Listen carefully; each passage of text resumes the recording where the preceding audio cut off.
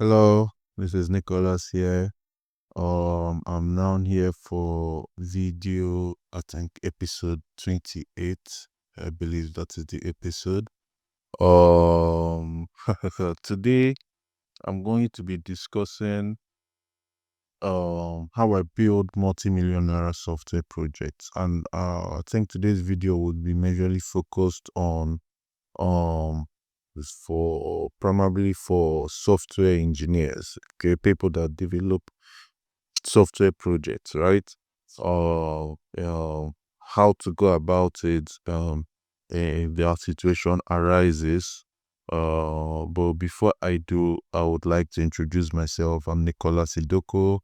I develop web, mobile apps, and software, and I try to make sure that I deliver the best possible service to my clients whenever needed. Okay, and I'm going to walk you through the steps because I've been doing this now for 12 years, and I actually have I've known over time.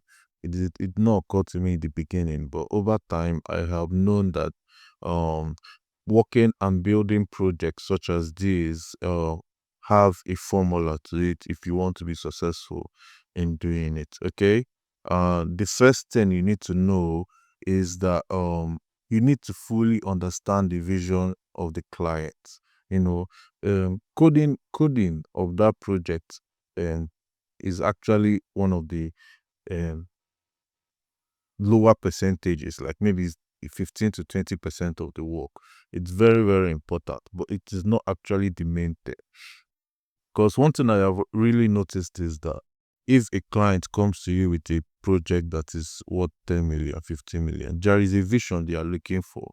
And one of the number one things I've always seen is it is either it is going to help them save cost, or it is going to help them make more money over time, or it is going to help them save time. So these three things I have seen is one of the either all three or some of them or one of them is the major thing that the client is looking forward to achieving.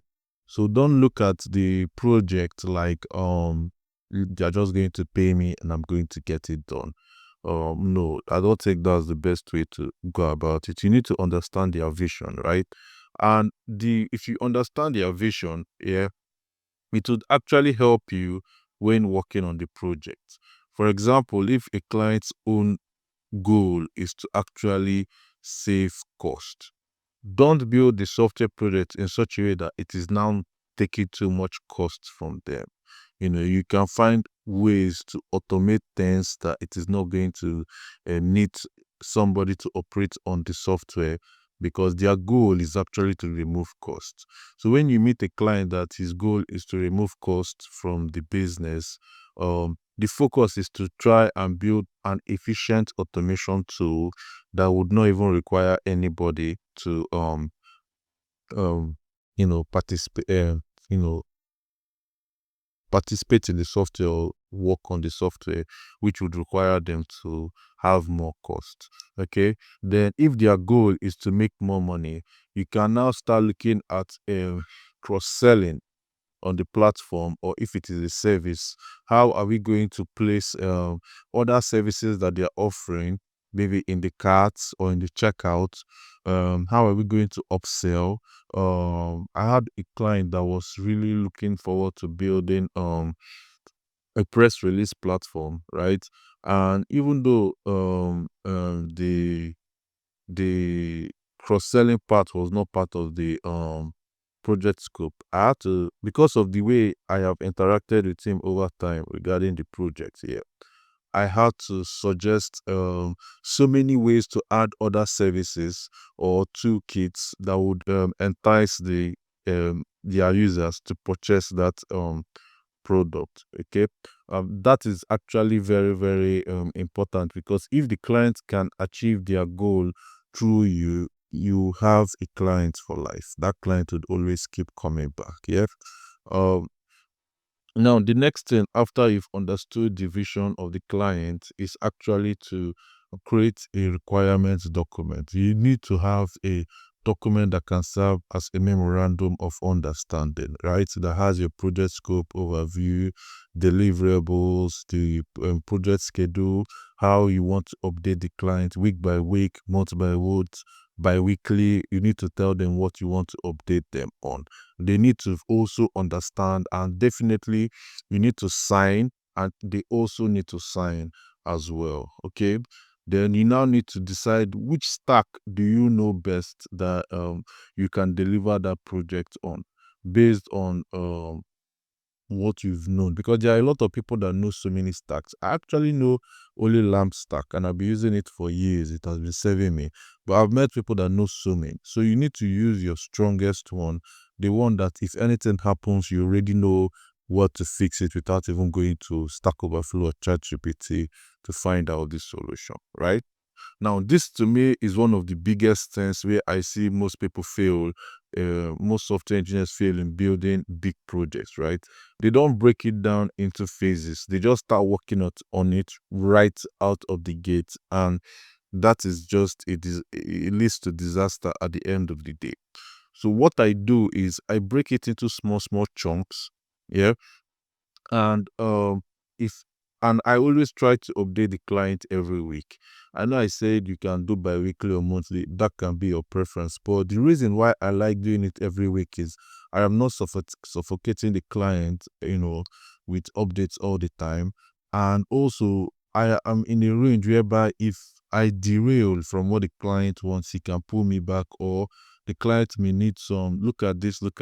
It is easier to fix changes while building on the project, as opposed to when you are done with the entire thing, and you end up having to scrap features, or scatter the code base, or have to start rebuilding your database schema. That is going to be a whole lot of issues here. So I prefer that agile process whereby every week I send in an update. They both confirm that we are on track.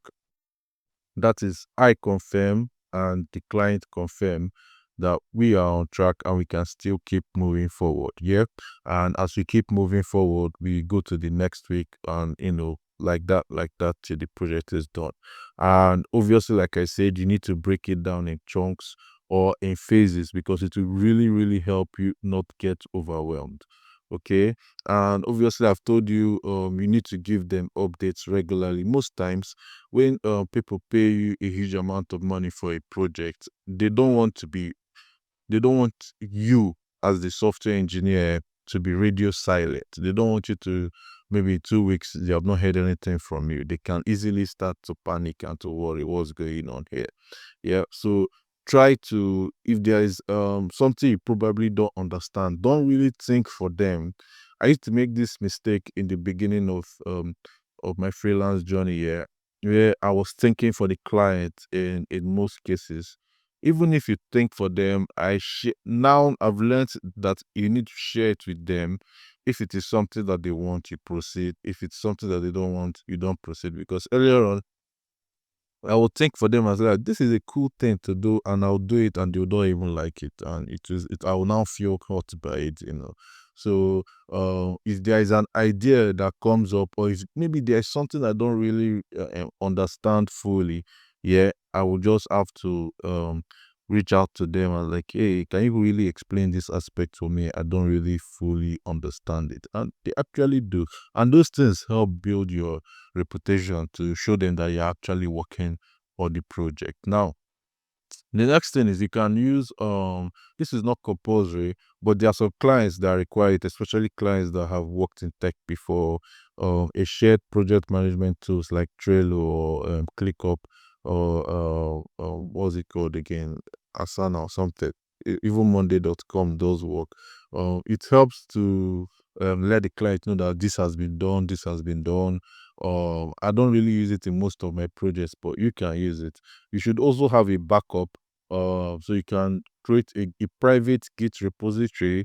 I do use Bitbucket on the private side, and you would now be able to always push your work whenever you're done for the day. Push it. I'm telling you that it is going to save your life, because in the beginning of my journey, something happened to my previous laptop, and I had to start coding some of the things I did again, because the hard drive could not be it was damaged. We could not retrieve the things on the hard drive. Yeah. So always, as you are done coding for the day, back it up on Git or Bitbucket. Yeah.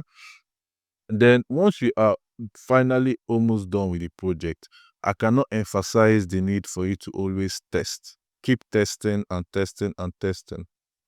Because I had a situation, not really from my end, but I was working on um the back end. The client had a group of developers. I was in charge of the back end, and there was somebody that was in charge of the front end here. And the guy that was in charge of the front end, he was building, but he was not testing what he was doing.